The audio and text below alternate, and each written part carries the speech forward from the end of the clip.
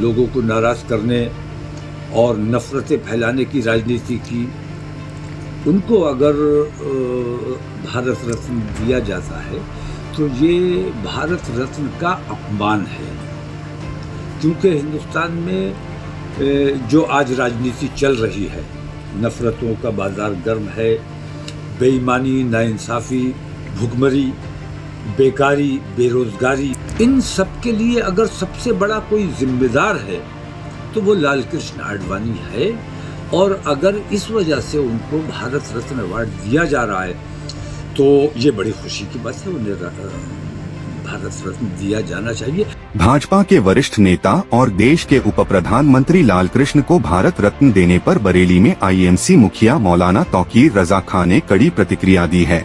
अक्सर अपने तीखे बयानों और कड़वे बोल के लिए पहचाने जाने वाले मौलाना तौकीर रजा खान ने एक बार फिर भाजपा पर तंज कसते हुए कहा है कि लाल कृष्ण आडवाणी को भारत में नफरत में फैलाने के लिए अगर भारत रत्न दिया जा रहा है तो यह भारत रत्न का अपमान है।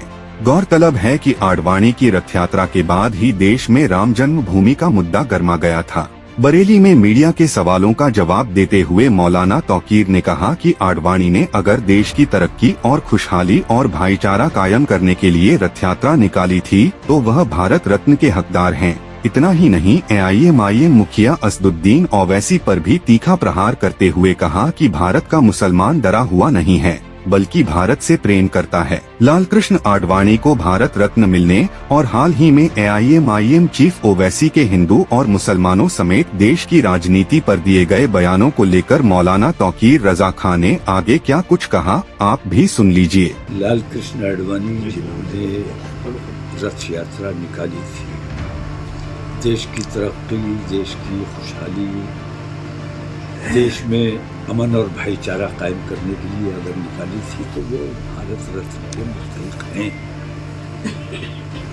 लेकिन अगर उन्होंने भारत रत्न तो उनको भारत रत्न इसलिए दिया जा रहा है कि उन्होंने हिंदुस्तान में बंटवारे की राजनीति की,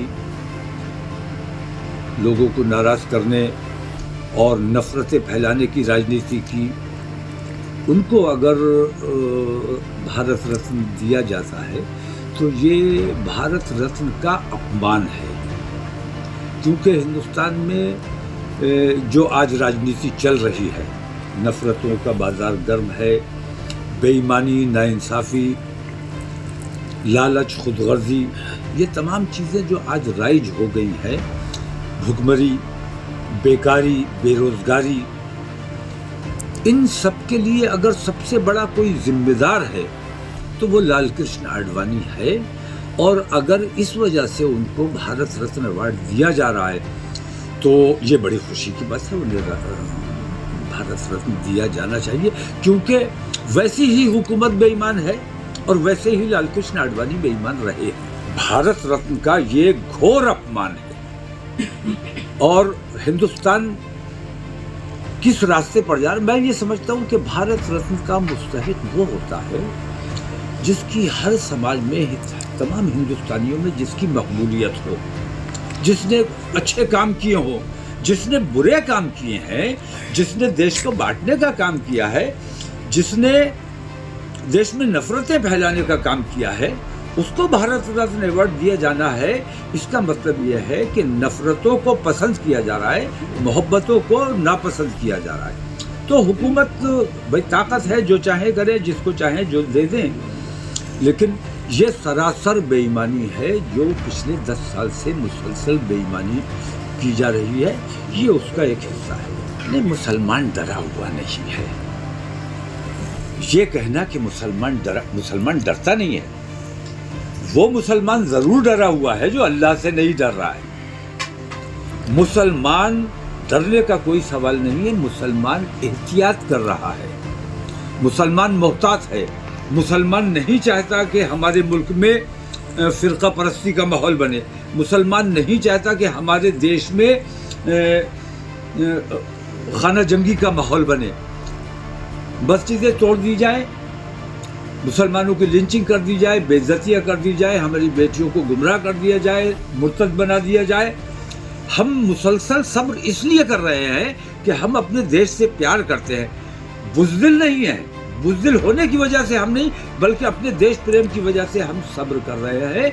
सब्र का पैमाना लबरेज आप लोग कर रहे हैं। और विश्व हिंदू परिषद और बजरंग दल जैसे संगठन ये चाहते हैं कि हमारे मुल्क में दंगे फसाद का माहौल बन जाए, खाना जंगी का माहौल बन जाए। सिर्फ मुसलमानों के सब्र की वजह से अभी तक हिंदुस्तान में खाना जंगी नहीं हुई है। मुझे अंदेशा है कि हमारे नौजवान अगर हमारे कंट्रोल से बाहर चले गए तो हिंदुस्तान को खाना जंगी से कोई नहीं बचा सकता।